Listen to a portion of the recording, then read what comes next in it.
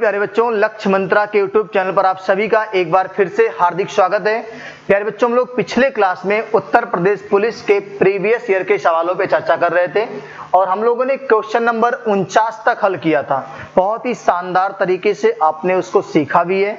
आज के इस महत्वपूर्ण क्लास में आज का पहला प्रश्न होगा, जो क्वेश्चन नंबर 50 होगा, वो आपके स्क्रीन पर है। जो बच्चे अभी तक चैनल को सब्सक्राइब नहीं किए हैं, सब्सक्राइब कर लीजिए, साथ में घंटी वाला बटन दबा लीजिए, जिससे आपको क्लास की नोटिफिकेशन टाइम टू टाइम मिल जाया करेगी।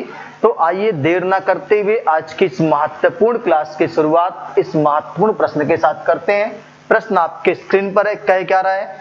ए ने 75,000 रुपए के साथ एक कारोबार किया है, यानी ये पार्टनरशिप का सवाल है। कुछ समय के बाद बी उससे जुड़ता है, कितना रुपया लेके? 37,500 रुपए लेके जुड़ता है, शामिल होता है। वर्ष के अंत में लाभ का जो बंटवारा है वो 3:1 है। किस रेशियो में लाभ बट रहा है? 3:1 में।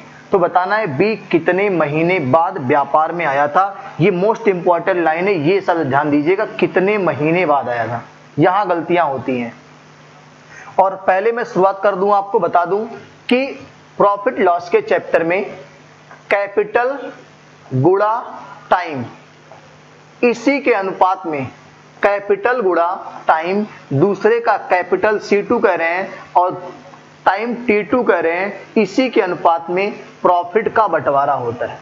लाभ होगा तो भी, हानि होगा तो भी इसी अनुपात में बटेगा।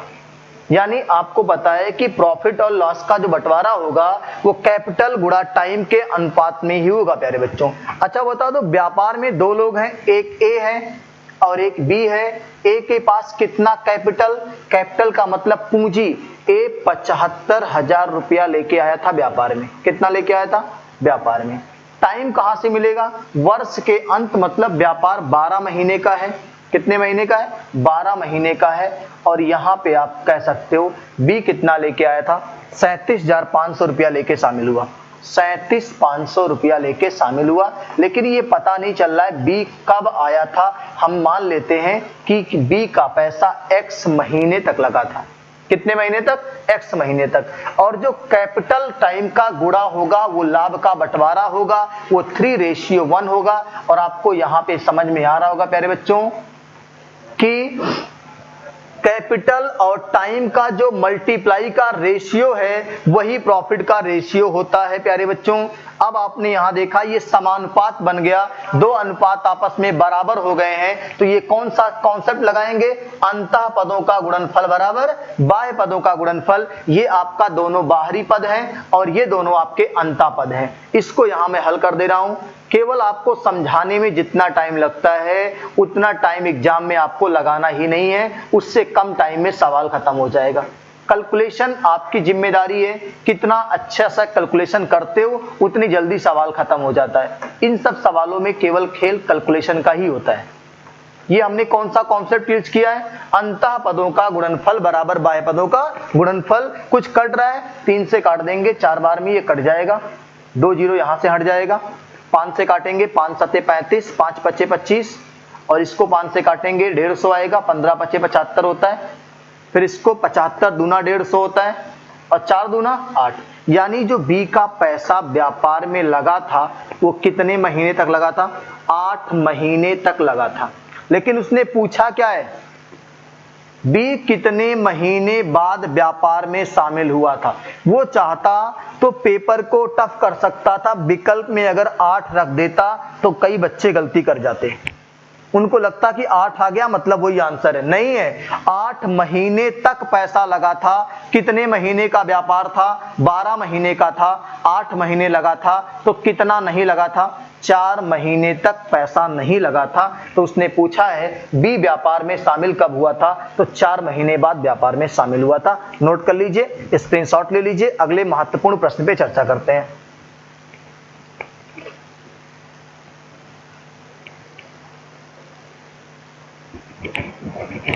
चलिए अगला प्यारा सा प्रश्न आपके स्क्रीन पे रख रहे हैं। यहां से कह क्या रहा है कि एक छात्र के अंक 68 के बजाय 88 के रूप में दर्ज हो गए।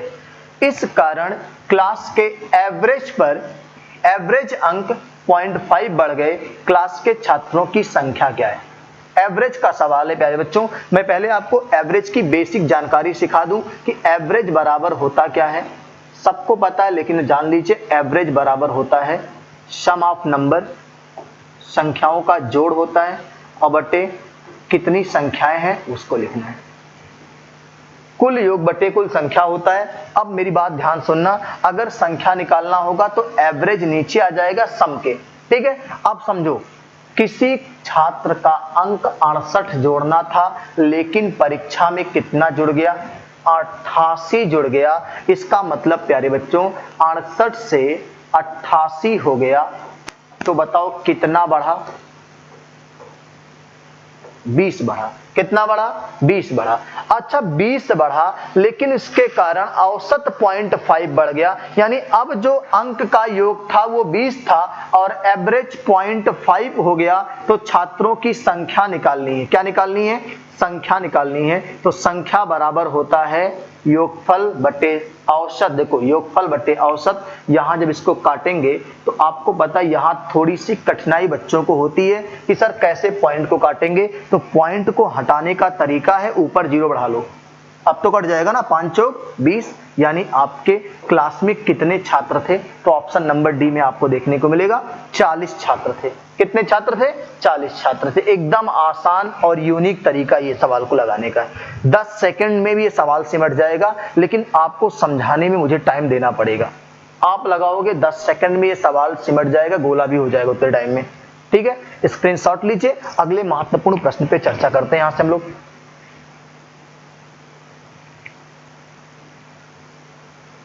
ये बहुत ही प्यारा सा प्रश्न है। जो बच्चे अभी अभी जुड़ रहे हैं, चैनल को सब्सक्राइब नहीं किए हैं तो कर लीजिए। और सबसे महत्वपूर्ण चीज है, इस वीडियो को अपने व्हाट्सएप, फेसबुक, इंस्टाग्राम सभी जगह स्टेटस और स्टोरी के रूप में शेयर कर दीजिए।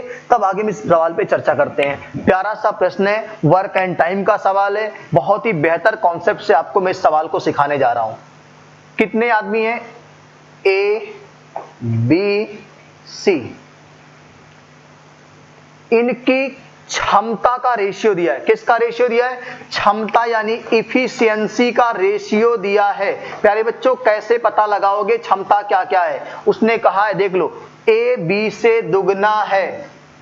अगर ए बी से दुगना है तो बी अगर एक काम करेगा तो ए 2 काम करेगा। दूसरा, बी सी से 3 गुना कुशल है। बी सी से 3 गुना कुशल है। अगर सी 1 काम करता है तो बी 3 काम करता है, और ए बी से दुगना है तो 6 काम करेगा। अगर क्षमता मिल गई प्यारे बच्चों, तो क्षमता समय के उल्टा अनुपात में होता है। क्या होता है, क्षमता बढ़ेगी समय घटेगा, क्षमता घटेगी समय बढ़ेगा। विलोमानुपात होता है, डायरेक्टली प्रोपोर्शनल नहीं होते हैं, इनवर्सली प्रोपोर्शनल होते हैं। यानी अगर समय निकालने जा रहे हो तो मैं आपको व्यवहारिक सिखाऊंगा। तो प्यारे बच्चों आप कहोगे 1/6 होगा सर, 1/3 होगा, और सर ये 1 होगा, 1/1 होगा। आप ये करोगे जनरली। अब आप तीनों के एलसीएम ले लो, 6 आएगा। यहां भी 6 से गुणा, यहां भी 6 से गुणा, और यहां भी 6 से गुणा। ये आपका 1 आ गया, ये आपका 2 आ गया, और ये आपका 6 आ गया। तीनों के समय का रेशियो 1:6 है। और एक चीज और कहा है, सी कोई काम 30 दिनों में पूरा कर सकता है। 6 की वैल्यू सवाल में 30 दिया है, 1 की वैल्यू आएगी प्यारे बच्चों 5 आएगी। यहां से 2 की वैल्यू 10 आएगी, 1 की वैल्यू क्या आएगी, 5 आएगी। 6 की वैल्यू 30 है, 1 की वैल्यू 5, 2 की वैल्यू 10 और 1 की वैल्यू 5। अब समझो ध्यान से, पूरा जो रायता आपने समेटा हुआ है ना, इसको करना क्या, देखो अब आपको यहां मैं सिखा देता हूं कि 3 आदमी हैं, ए बी सी। ए किसी काम को 5 दिन में, बी किसी काम को 10 दिन में, और सी किसी काम को 30 दिन में। आप लिस्ट कॉमन मल्टीपल यानी एलसीएम निकाल लो, 30 आएगा। यही आपका टोटल वर्क होता है। टोटल वर्क क्या होता है, 30 है। इसकी क्षमता 1 दिन में 6 काम करने की, इसकी कम क्षमता 1 दिन में 3 काम करने की, इसकी क्षमता 1 दिन में 1 काम करने की। तीनों मिल जाएंगे तो 6, 3, 9 और 1, 10, और काम कितना है, 30 काम है, और 1 दिन में 10 काम हो जाता है। तो पूरा काम कितने दिन में समाप्त हो जाएगा, 3 दिन में होगा। ऑप्शन नंबर ए में आपको देखने को मिल जाएगी। ठीक है, ये हमने आपको बहुत ही विस्तार से कि अगर क्षमता का रेशियो दिया रहेगा तो टाइम का रेशियो निकाल लेंगे, टाइम का रेशियो दिया रहेगा क्षमता का रेशियो निकाल लेंगे। अगर टाइम का रेशियो दिया है तो काम ही आसान आपका है, क्योंकि टाइम का ही हम एलसीएम लेते हैं और हमें टोटल काम मिल जाता है। इफिशियंसी निकाल के टोटल काम में भाग कर देते हैं। ठीक है, स्क्रीनशॉट लीजिए, अगले महत्वपूर्ण प्रश्न पे चर्चा करते हैं। यहां से हम लोग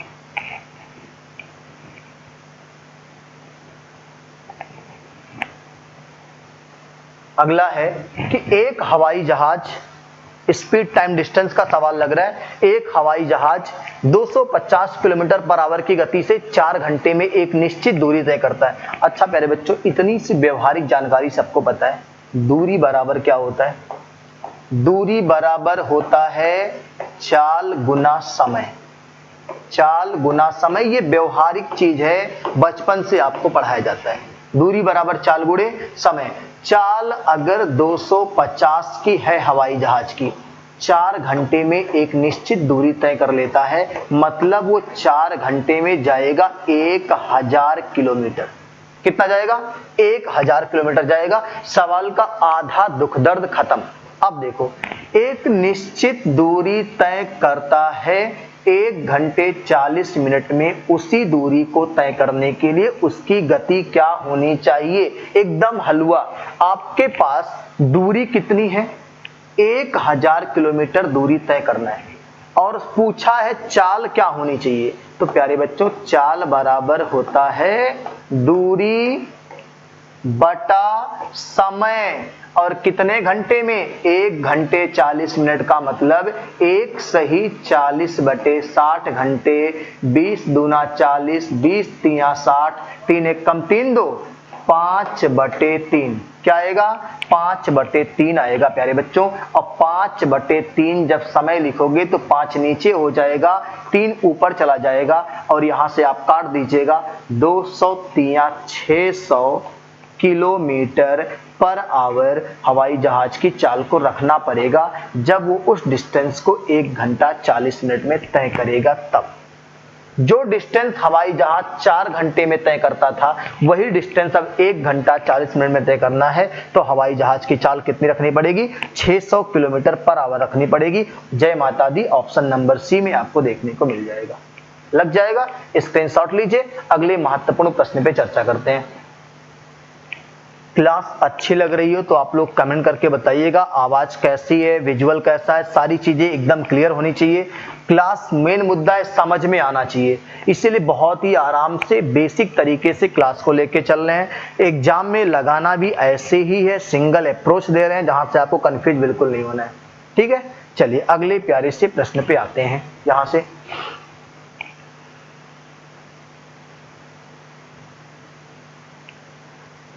अगला प्रश्न है कि यदि एक बस किसी भी स्थान पर ना रुके तो वह 1 घंटे में 45 किलोमीटर तय करती है। 1 घंटे में 45 किलोमीटर बस जाती है जब कहीं नहीं रुकती है, नॉन स्टॉप है तब। दूसरा, अगर वही बस सभी स्थानों पर रुके तो वह 1 घंटे में केवल 36 किलोमीटर का सफर तय कर पाती है। 45 कहाँ जा रही थी, कहाँ 36 जा पाती है, इसका मतलब क्लियर है कि बस रुकने से कितने किलोमीटर कम जा रही है? 9 किलोमीटर। 1 घंटे में बस जो 45 किलोमीटर जा सकती थी, वही बस अब रुकते रुकते चलने से 1 घंटे में केवल 36 किलोमीटर दूरी तय कर पा रही है। इसका मतलब वो 9 किलोमीटर दूरी तय कर पा रही है, कम का तय कर रही है। क्या कर रही है? कम। अब आपसे पूछा है 1 घंटे में बस कितने मिनट रुकती है। ठीक है, तो ध्यान से क्या करना, ऐसे सवालों के लगाने का अप्रोच होता है, जितना वो बस कम जा रही है 9, पहले कितना जाती थी 45, इसको हल करोगे आप तो ये आएगा 3 त्रिका 9, 15 तिया 45। फिर यहां से हल करोगे 3 एक कम 3, 3 पच्चे 15। ये आपका घंटे में आएगा। क्या आएगा?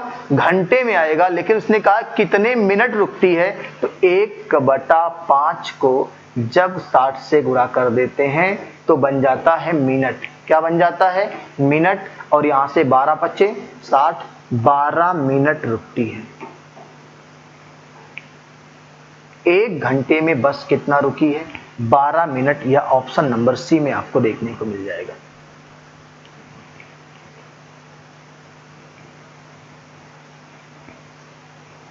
चलिए स्क्रीनशॉट लीजिए, अगले महत्वपूर्ण प्रश्न पे चर्चा करते हैं।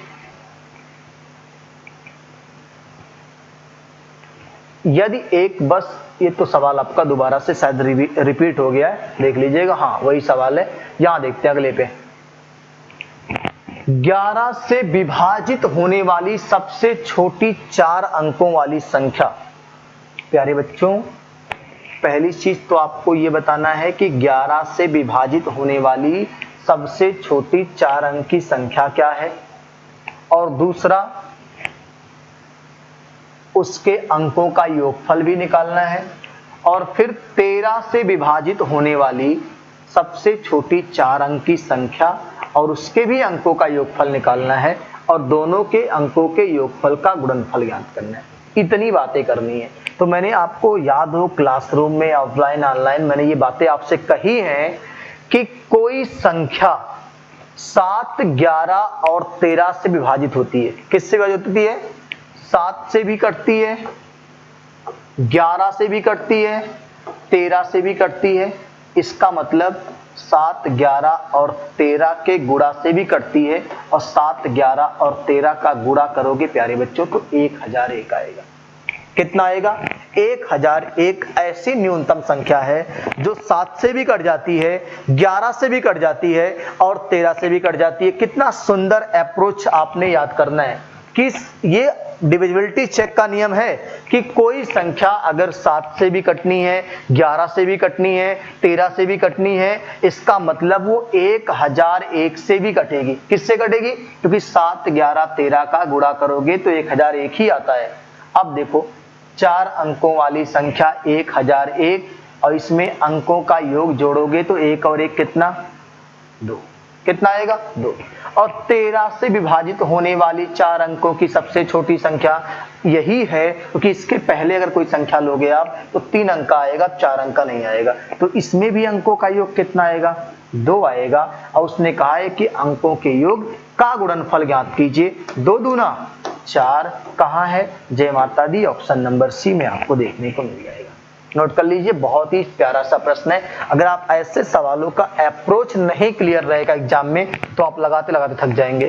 कैसे सोचेंगे कि 11 से कटने वाली 4 अंकों की संख्या कौन छोटी है? अब या तो 11 से 1000 में लगाओगे भाग, एलसीएम मेथड पे जाओगे तब आएगा, और फिर 13 से लगाओगे वही चीज सेम चीज, तो जाके आपको संख्या मिलेगी। लेकिन ये अगर तरीका आपको पता था कि गणित में 7, 11 और 13 से कटने वाली संख्या जो होती है वो 1001 होती है, यानी जो संख्या 7 से 11 से 13 से तीनों से कटेगी वो किससे कटेगी? 1001 से कटेगी। क्लियर है? चलो अगले प्यारे से प्रश्न पे आते हैं। अगर आपको भरोसा ना हो तो मैं आपको चेक करके दिखा दूं किससे आपको काटना है। 7 से काट के चेक करना है, देख लो आपसे। 7 एकम 7, 3 बच्चा 30, 7 चौक 28, 2 बचा 7 21 कट जाएगा ना आराम से।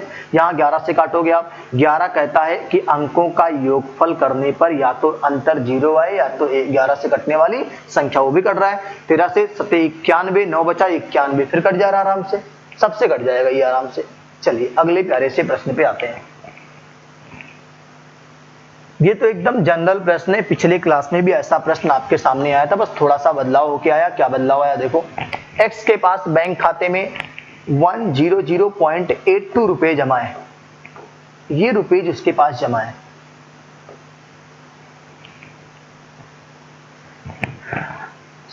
$74.35 जमा करने हैं। 74.35 जमा होना है। जितना जमा होगा उतना ऐड होगा। 5 2 7 8 3 11 और 4 और 1 5 और 10 7 17 जमा करने के बाद हो जाएंगे 175.17 हो जाएंगे।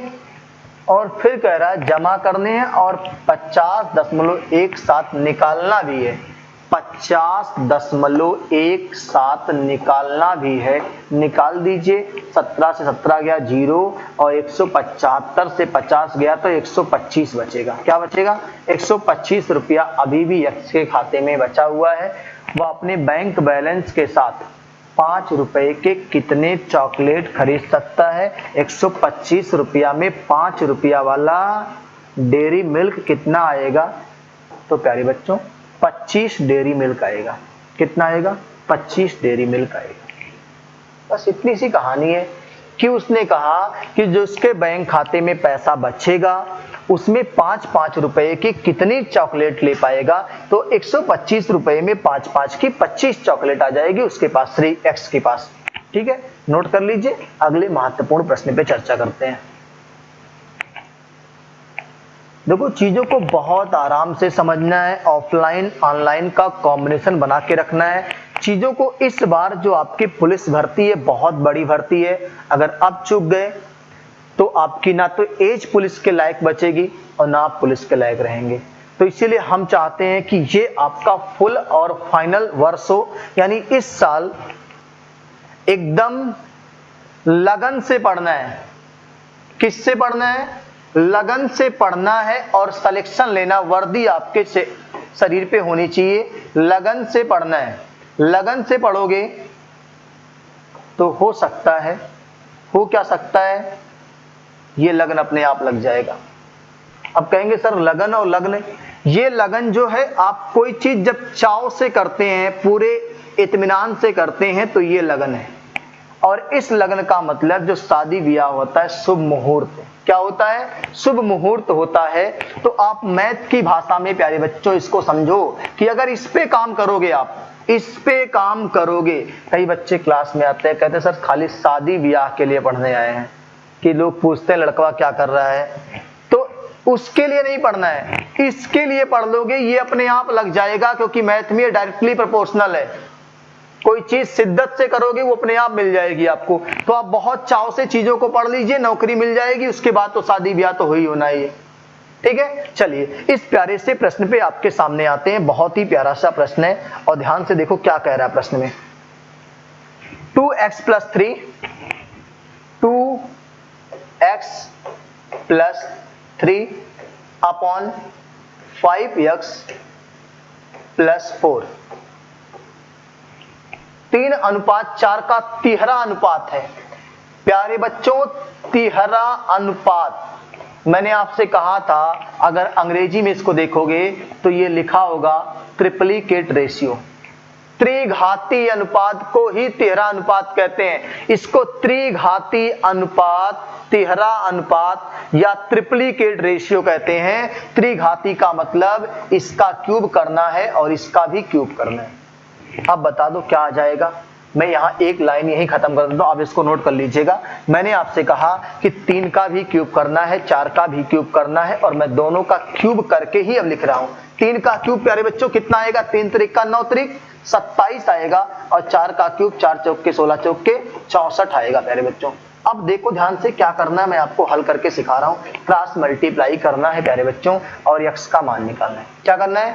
क्रॉस मल्टीप्लाई करना है और x का मान निकालना है। मैं आपको एक सुंदर सा, बहुत ही प्यारा सा, बेहतरीन अप्रोच सिखाने जा रहा हूं, ध्यान सुनिएगा। अप्रोच क्या है? हो सकता कई बच्चे पहली बार जानते हो इस चीज को, योगांतरा अनुपात में सिखाने जा रहा हूं। हो सकता है ये चीजें आपको कभी भविष्य में काम आ जाएं, यही काम आ जाएंगी। योगांतरा अनुपात क्या होता है कि अब जैसे मैं आपको सिखा दूं कि अगर a/b बराबर c/d है तो मैं चाहूं तो a + b कह सकता हूं, a - b कह सकता हूं, बराबर c + d कह सकता हूं, और नीचे c - d कह सकता हूं। इसी को कहते हैं योगांतरा अनुपात। क्या कहते हैं? योगांतरा अनुपात। वही चीज यहां इस्तेमाल में करने जा रहा हूं। बस ध्यान दीजिएगा कि इस चीज को ऊपर लिख देना, इस चीज को नीचे लिख देना, एक काम आसान हो जाएगा आपका। देखो ये आपका पूरा मैं समझा देता हूं कैसे करना है। सवाल आपका था 5x + 3 अपॉन 5x + 4 है, नीचे 2x/3 और बराबर 64, और ये कितना आया था? 27। अब इसी को लगा रहे योगांतरा अनुपात को। 5x धन 4 प्लस होगा 2x + 3 फिर वही चीज 5x + 4 माइनस 2x - 3। अब 27 में 64 जुड़ेगा तो कितना, 7 4 11 और 6 2 8 और 1 9, 91। और 27 में जब घटेगा तो 14 से 7 जाएगा 7 और 5 से 2 जाएगा तो 3। अगर कैलकुलेशन गलती ना हो तो देखा जाए 7 4 11, 6 2 8 1 9 सही है, 14 से 7 गया 7 और यहाँ बच्चा 5 से 2 गया 3 सही है। अब इसमें कुछ आपको देख रहे हैं 5 2 7 हो रहा है, 4 3 7 हो रहा है, 7 यहाँ भी है 7 यहाँ भी है, 7 कॉमन x + 1 और यहाँ 91 है, नीचे इसके 5 से 2 गया 3x और 4 से 3 गया 1 और इसके नीचे 37 है। अब 7 से काट दो, 13 7 91। अब देख लो इतनी चीजों को समझाने के पीछे मेरा उद्देश्य क्या था, क्योंकि यही सवाल सेम एक किताब में दिया है और पूछा क्या था कि यही सेम सवाल था, वहां x का वर्ग नहीं पूछा था प्यारे बच्चों, वहां पूछा था कि x + 1 बटे 3x - 1 का मान क्या होगा। अच्छा बताओ, इसी सवाल में मैं ये ना पूछ के आपसे, मैं ये चीज ना पूछ के आपसे, हमने ये पूछ लिया होता आपसे कि x + 1 बटे 3x - 1 का मान क्या आएगा, तब बताओ क्या आप आंसर करते। तब तो आपके सामने डायरेक्ट आंसर है, x + 1 अपॉन 3x - 1 का मान 13 बटे 37। तो ये अगर ऐसा कोई सवाल दिखेगा ना तो आप इस अप्रोच पे जाएंगे। अब यहां भी क्रॉस मल्टीप्लाई करके x का मान निकाल के x का वर्ग कर सकते हो, आंसर यहां भी आ जाएगा। और जो मैंने पहली लाइन लिखी थी वहां भी आपका सेम चीज करने पर आंसर आ जाएगा। तो पहली चीज तो इसको स्क्रीनशॉट लीजिए और सवाल में जो यहां कहा था x का वर्ग ज्ञात करिए, एक सवाल और जोड़िएगा, इसका मान ज्ञात करिए। अब इसका मान ज्ञात करने के लिए आपके सामने एकदम आंसर क्लियर है कि 13 बटे क्या आएगा, 37 आएगा। एक तो नया सवाल हो गया यहां से। अब अगर इसी सवाल को हल करने की आपकी बारी है तो आप बता सकते हो कि यहाँ हल करना थोड़ा ज्यादा आसान है। मैं आपको दिखा देता हूँ, स्क्रीनशॉट अगर आपने ले लिया हो तो। नोट हो गया? अब देखो ध्यान से, इसको कैसे हम लोग यहां से देखेंगे। ये पूरे सवाल को अगर बेसिकली आप हल ही करना चाहते हैं, कुछ नहीं पूछा, अगर डायरेक्ट यही सवाल ही आ जाता है तो आपको कैलकुलेशन करना ही पड़ेगा, उसके अलावा कोई भी तरीका आपके पास नहीं है। 3 का क्यूब 27, 4 का क्यूब 64 और प्यारे बच्चों क्रॉस मल्टीप्लाई से किसका मान आप निकालोगे, क्रॉस मल्टीप्लाई से x का मान निकालोगे। और उसने कहा है कि x का वर्ग ज्ञात करो, जो x का मान आएगा उसी का स्क्वायर कर दोगे और आपका आंसर आ जाएगा। इतना काम तो आप कर ही सकते हो। कैलकुलेशन की जिम्मेदारी मैं आपको दे रहा हूं, कुछ नहीं करना है, क्रॉस मल्टीप्लाई करना है। क्या करना है? क्रॉस मल्टीप्लाई करके x का मान आ जाएगा और उसने कहा है कि x का वर्ग ज्ञात करो, जो x का मान आएगा वही x का वर्ग कर देंगे, आंसर आ जाएगा। क्लियर है चीजें? चलिए, तो इसको आप हल करके कमेंट बॉक्स में आंसर बताएंगे कि कौन सा विकल्प आपका सही होगा। 100, 121, 144, 169। जो अब आपको एक चीज तो पता है, या तो x का मान 10 आएगा तभी वर्ग 100 होगा, या तो 12 आएगा, या तो 11 आएगा, या तो 13 आएगा। 10, 11, 12, 13 यही में से आपका आंसर आएगा। x का मान जो भी आएगा वही का वर्ग करेंगे, आपका आंसर आ जाएगा। ठीक है, चलिए। और अगर आप चाहो तो चेक कर सकते हो यहां से, अगर x का मान 12 ले लें, क्या ले लें, देखो ध्यान से, हल भी ना करना पड़े उसके लिए भी जहरीला कॉन्सेप्ट है। x का मान 12 तो 12 दूनी 24 और 3 27। यहाँ x का मान 12 तो 12 25 60 और 4 64। सवाल ही खत्म हो गया। x का मान कितना आ गया, x का मान 12 आ गया, तो आंसर कितना आ गया, 144 आ गया। तो चीजों को जब आप एफर्ट करेंगे, मेहनत करेंगे तो चीजें बहुत आसान हो जाएंगी। देखो हमने आपसे कहा क्रॉस मल्टीप्लाई करो, गुणा भाग करो, नहीं करना पड़ा। हम गो टू ऑप्शन, हमें जब पता है कि ये 10 का वर्ग है, ये 11 का वर्ग है, ये 12 का वर्ग है, ये 13 का वर्ग है, तो जाहिर सी बात है कि x का वर्ग ही करने पर ये आएगा ना। तो या तो x 10 आएगा, या 11, या 12, या 13। तो जब हम 10 रख के चेक करें, 10 दूना 20, 3 23 नहीं हो रहा है, 11 दूनी 22, 3 25 नहीं हो रहा है, 12 दूनी 24 और 3 27, 12 25 60 और 4 64। एकदम आसान आंसर है। तो ऐसे सवालों को प्यारे बच्चों कहाँ जाना है, गो टू ऑप्शन जाना है, कैलकुलेशन से बच जाना है। हो जाएगा। नोट करिए अगले महत्वपूर्ण। इतना टाइम हमने क्यों एक सवाल पे दिया, क्योंकि ये सवाल बहुत महत्वपूर्ण है, यूपी पुलिस का पूछा हुआ सवाल है, कई बार है, कई एग्जाम में देखने को मिल रहा है। बच्चे यहाँ परेशान है 13 अनुपात से। इसी को ट्रिप्लिकेट रेशियो कहते हैं, त्रिघातीय अनुपात कहते हैं। त्रिघातीय अनुपात का इतना सा मतलब है कि कोई पूछे 5:8 का त्रिघातीय अनुपात, तो कहिएगा 125 और इसका 512, पावर 3 कर देना है। द्विघाती कोई पूछे तो 5 का स्क्वायर 25, 8 का स्क्वायर 64। बात समझ में आ गई? इतनी सारी चीजों को समझना। द्विघाती मतलब स्क्वायर, त्रिघाती मतलब क्यूब।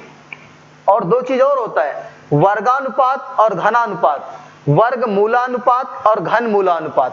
तो अगर वर्गमूलानुपात कहे, कोई कह दे 16:25 का वर्गमूलानुपात बताओ, तो वर्गमूल ले लीजिए, 4 और कितना आएगा 5 आएगा।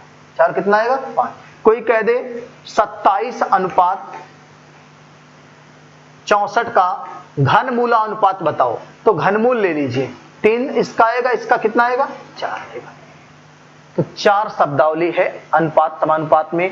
वर्गानुपात तो अनुपात के पदों का वर्ग, घनानुपात तो अनुपात के पदों का घन, वर्गमूलानुपात तो अनुपात के पदों का वर्गमूल, और घनमूलानुपात तो अनुपात के पदों का घनमूल। इतनी सारी बातें क्लियर हो जाती हैं। अगले महत्वपूर्ण प्रश्न पे चर्चा करते हैं।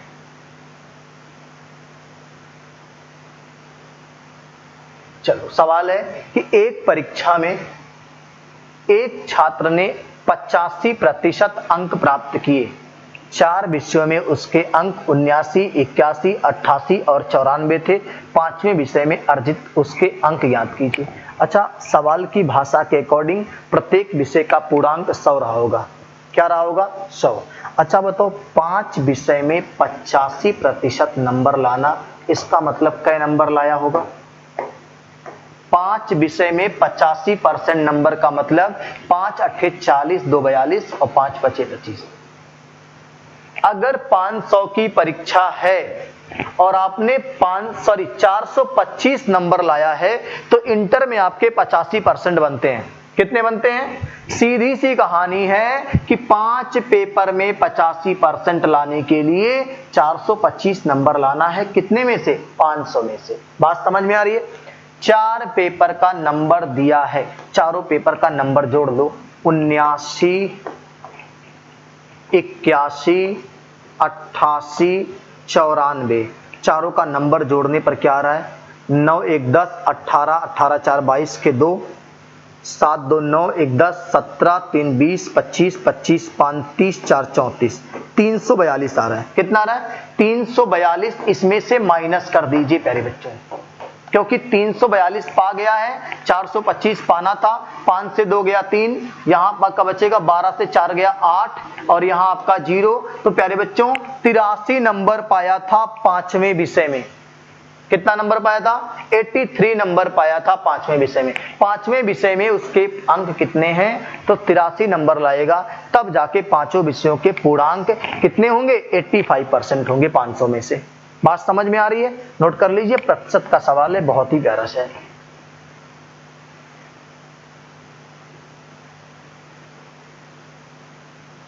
यहां से आपको एक चीज समझा देता हूं। आपने देखा होगा कि कई जगहों पे इसमें पूछता हिंदी में सवाल, परीक्षा तत्सम है कि तद्भव? तो प्यारे बच्चों, परीक्षा एक तत्सम शब्द है। कैसा है? तत्सम शब्द है। इसका तद्भव जो होता है प्यारे बच्चों, वो होता है परख। क्या होता है? परख। परीक्षा तत्सम है, तद्भव क्या होता है? परख होता है। बात समझ में आ रही है? चलिए अगले प्यारे से प्रश्न पे आते हैं। कोई भी चीज जहां भी दिखे वहीं पे चीजों को लिंक करने की कोशिश करिए, एकदम आसान हो जाएगा।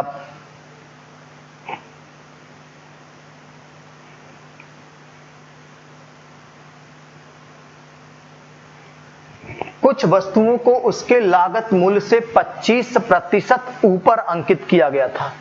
कुछ वस्तुओं को उसके लागत मूल्य से 25% अधिक अंकित किया गया। अच्छा, लागत मूल्य का मतलब कॉस्ट प्राइस। माना कॉस्ट प्राइस 100, तो कितना छापेगा, अंकित करेगा? 125। इतनी कहानी सबको समझ में आ रही है कि कोई सामान 100 रुपए में खरीदा गया था, छापा कितना गया था? 25% ज्यादा तो 125 छापेगा। अब दो चीज है, इस तरह की वस्तुओं में एक को अंकित मूल्य पर 20% लाभ लेकर बेचा गया। प्यारे बच्चों, जनरली मैथ की भाषा में जो लाभ होता है वो कहाँ होता है? कॉस्ट प्राइस पे। लाभ हमेशा किस पे होता है? कॉस्ट प्राइस पे होता है। लेकिन सवाल के अकॉर्डिंग चलना है, अंकित मूल्य पर कितना लाभ ले रहा है? 20% का लाभ लेके बेचेगा। अच्छा बताओ, अगर यहाँ 20% का लाभ लेके बेचेगा तो जो 125 का सामान था वो 120% पे बिकेगा ना। 120/100 कर दो आप, 25 पच्चे 125, 25 चौके 100, 4 तिया 12, यानी 150 रुपए में सेल हो जाएगा। 125 के सामान पे जो प्रिंट था वो आपका सेल करेगा कितने रुपए में? 150 रुपए में सेल करेगा। तभी कितना लाभ होगा अंकित मूल्य पर? 20% का। और फिर कह रहा है एक दूसरी वस्तु को अंकित मूल्य पर 10% की हानि लेकर बेचा। यानी प्यारे बच्चों, एक कोई दूसरी वस्तु है, अंकित मूल्य 125 है, 10% की हानि लेगा तो 90 में बेचेगा प्यारे बच्चों। और 90/100 करेंगे, 25 पच्चे 125, 25 चौके 100। अब यहाँ से 2 दूनी 4 और यहाँ से 45 दूना 90। अब तो कटेगा नहीं, तो ये हल करके आप बताओगे 45 गुणे 5, ये इसको हम काट ही देते हैं 2.5 बार में, 2.5 बार में कट जाएगा ना।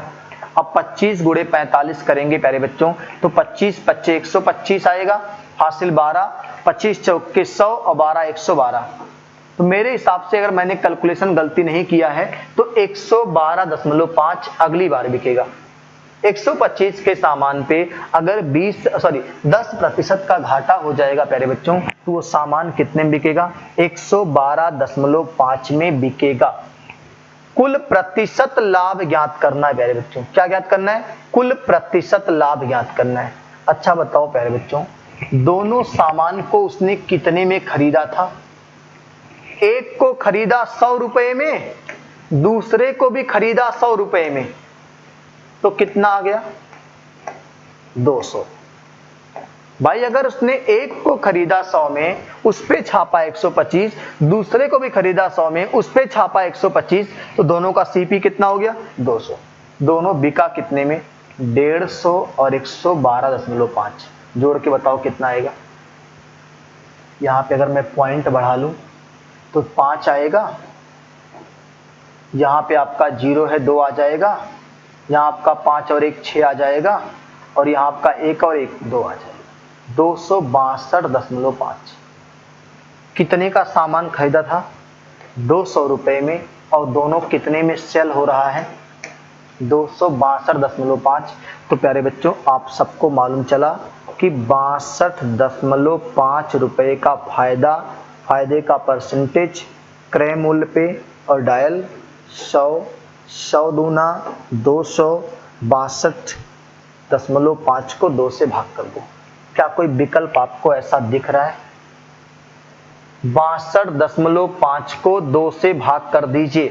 2 तिया 6, 2 1 कम 2, 2 तिया 6, 2 1 कम 2, ये रहा ऑप्शन नंबर डी।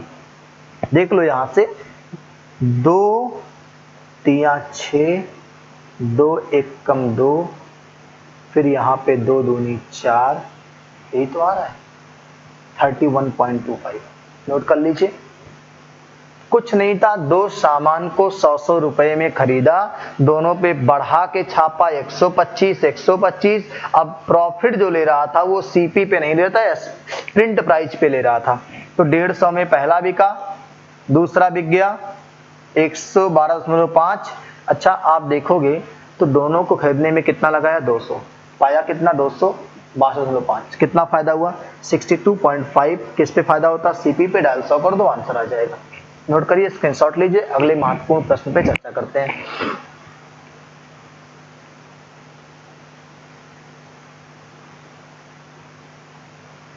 कह रहा है सवाल प्यारे बच्चों कि 30% और 10% की दो अनुक्रमित छूट देने के बाद एक वस्तु 945 रुपए में बेची गई। कितने रुपए में? 945 रुपए में बेची गई वस्तु की लागत मूल्य ज्ञात कीजिए। क्या ज्ञात करना है? लागत मूल्य ज्ञात करना है प्यारे बच्चों, यानी प्रिंट प्राइस। क्या ज्ञात करना है? लागत मूल्य मतलब क्रय मूल्य ज्ञात करना है, अंकित मूल्य नहीं कहा, लागत मूल्य कहा है। क्या ज्ञात करना है? तो प्यारे बच्चों ध्यान से पढ़ना है। क्या कह रहा है ये कि 30% और 10% की दो अनुक्रमित छूट देने के बाद एक वस्तु 945 में बेची गई। लागत का मतलब यहाँ पे अंकित मूल्य होना ही चाहिए। देखते हैं फिलहाल 30% का मतलब 3/10, यानी आप ये कह सकते हो 10 का सामान था, बेचारे ने 3 रुपया छोड़ दिया तो कितने में बेचेगा? 7 रुपए में। दूसरी छूट 10% की है, 10% का भिन्न मान आएगा 1/10। 10 का सामान था, 1 छोड़ दिया तो 9 में बेचेगा। सक्सेसिव डिस्काउंट है, 10 दहाइयम 100, 9 सत्ते 63। ये आपका प्रिंट प्राइस, ये आपका सेलिंग प्राइस। तो कॉस्ट प्राइस तो कहीं दिख नहीं रहा है। फिलहाल देखते हैं 63 बराबर 945। सभी प्यारे बच्चों बताओ कितनी बार कट के आएगा? एक का मान बताओ। 63 बराबर अगर 945 है तो एक का मान आप बताओगे कितना आएगा? कैलकुलेशन करके बताइए। अगर 63 बराबर 945 है तो एक का मान कितना आएगा?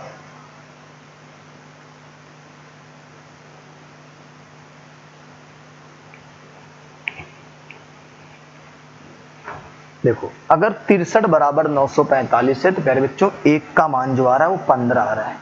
15 तिया 45 और 15 छक्का 90, 945। एक का मान कितना? 15। अब इस सवाल की भाषा के अकॉर्डिंग अगर मैं आपसे कहूं कि अंकित मूल्य बताओ 100 का मान, तो आप क्या बता दोगे? 1500। क्या बताओगे आप? 1500।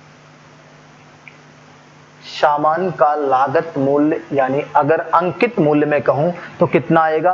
1500 आएगा। नोट करिए इस सवाल को। अगले महत्वपूर्ण सवाल पे चर्चा करते हैं हम लोग यहां से।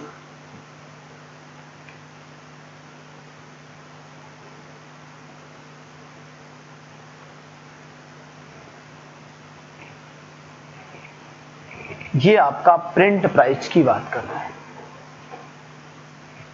कॉस्ट प्राइस की बात नहीं करेगा।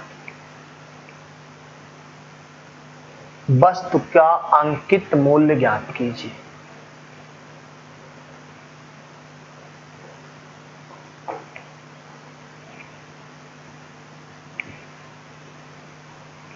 सक्सेसिव डिस्काउंट है, ऐसे समझ सकते थे आप। आपने फार्मूला पढ़ा होगा 30 + 10 - 30 × 10 / 100, ये पढ़ा होगा ना। ये 2 जीरो हट जाएंगे यहां से। 30 10 40 से 3 गया 37। 37% छोड़ रहा है। कितना छोड़ रहा है? 37%। अगर 37 छोड़ेगा प्यारे बच्चों तो कितना बचेगा? 63। और 63 बराबर 945 में बेचेगा तो अगर एक की वैल्यू 15 आएगी तो छपा मूल्य कितना आएगा? 1500 ही तो आएगा। हो जाएगा। चलिए अगले महत्वपूर्ण प्रश्न पे चर्चा करते हैं।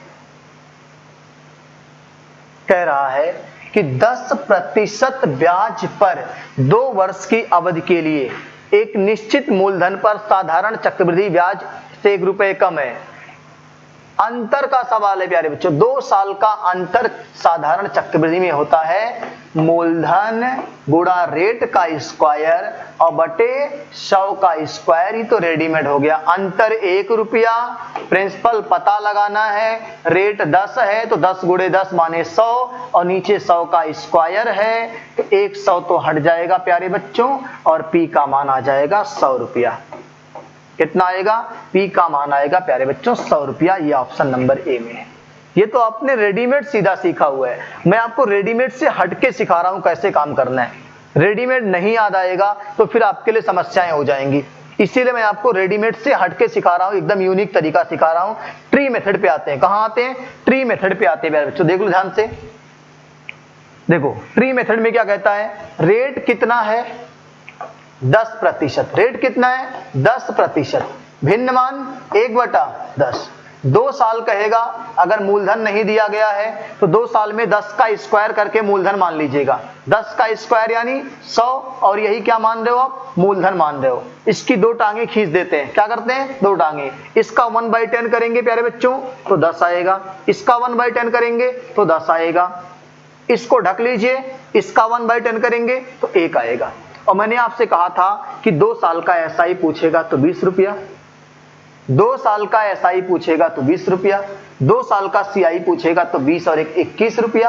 अब अगर अंतर पूछेगा तो लाइन पहली छोड़ दीजिएगा, बाकी जो लिखा रहेगा सब अंतर है। 1 का अंतर है और सवाल में भी 1 की वैल्यू 1 है तो 100 की वैल्यू 100 है, ये आपका आंसर है। इतना आसान है सवाल ये। 2 साल का अंतर हो, 3 साल का अंतर हो, 4 साल का अंतर हो, 5 साल का अंतर हो, सारे के सारे सवाल इसी मेथड पे करने हैं आपको। एकदम हलवा है, कुछ भी नहीं करना है इस सवाल में। कितने भी साल का अंतर आएगा, रेडीमेड आपको बिल्कुल यूज नहीं करना है। 3 से 4 तरीका हमने क्लास में सिखाया इस सवाल को लगाने का, ठीक है। लेकिन सबसे सुंदर अप्रोच जो लगाने का वो ट्री मेथड है, एकदम आसान तरीका है। ये ऐसा तरीका है मैथ में जो इंडिविजुअल किसी भी साल का अलग अलग एसआई, अलग अलग सीआई, अलग अलग अंतर, अलग अलग प्रिंसिपल सब बता सकता है। ये ऐसा मेथड है ये, ठीक है। चलिए देखते हैं अगले महत्वपूर्ण प्रश्न पे चर्चा करते हैं।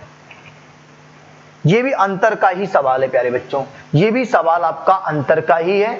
ये आज की क्लास का आखिरी प्रश्न होगा प्यारे बच्चों। कह क्या रहा है कि 10% वार्षिक ब्याज दर पर 3 वर्ष के लिए 2000 रुपए के मूलधन पर चक्रवृद्धि ब्याज और साधारण ब्याज के बीच का अंतर ज्ञात कीजिए। अब मैं आपको फार्मूले पे बिल्कुल नहीं कराऊंगा, मैं रेडीमेड हटा के काम कर रहा हूं। कितना मूलधन है, 2000 रुपया है प्यारे बच्चों। 3 साल है तो 3 टांगे इसकी खींच दीजिए। 10% का भिन्न मान क्या होता है, 1/10। क्या होता है, 1/10। इसका 1/10 करोगे प्यारे बच्चों तो 200 आएगा। इसका भी 1/10 करोगे 200 आएगा। इसका भी 1/10 करोगे 200 आएगा। अब ध्यान से देखो करना क्या होता है, इस सेकंड वाले को ढक लीजिए। किसको, सेकंड को ढकेंगे तो उसके पहले कोई ब्याज है 200, इसका 1/10 करेंगे तो 20 आएगा। फिर तीसरे वाले को ढकना है, 3 ब्याज दिखेंगे। इसको ढकने के बाद केवल आपको 3 ब्याज दिखेंगे। इसका 1/10 20, इसका 1/10 20 और इसका 1/10 2 रुपया। हमने कहा था कि पहली लाइन तीनों साल का सीआई बता देगा, सॉरी एसआई, क्या बता देगा, एसआई बता देगा। पूरा चित्र जो है ये पूरा चित्र सीआई बताएगा।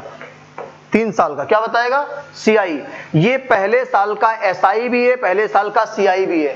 ये दूसरे साल का सीआई है, क्या है, और ये दूसरे साल का एसआई है। हर साल एसआई बराबर होता है, लेकिन ये दूसरे साल का क्या है, सीआई। ये पूरा तीसरे साल का सीआई है। अलग अलग वर्षों का अलग अलग सीआई भी हो गया, एसआई भी हो गया। लेकिन आप काम की बात करते हैं, 3 वर्ष के चक्रवृद्धि ब्याज और साधारण ब्याज के बीच का अंतर ज्ञात करना है। प्यारे बच्चों पहली लाइन छोड़ दीजिए, पहली लाइन छोड़ दीजिए, बाकी जितना बचेगा सब अंतर ही कहलाएगा। 20, 40, 60, 262 कहाँ है, ऑप्शन नंबर बी में। कहाँ है, ऑप्शन नंबर बी में। तो प्यारे बच्चों बहुत ही प्यारे प्यारे से प्रश्न लिए गए थे।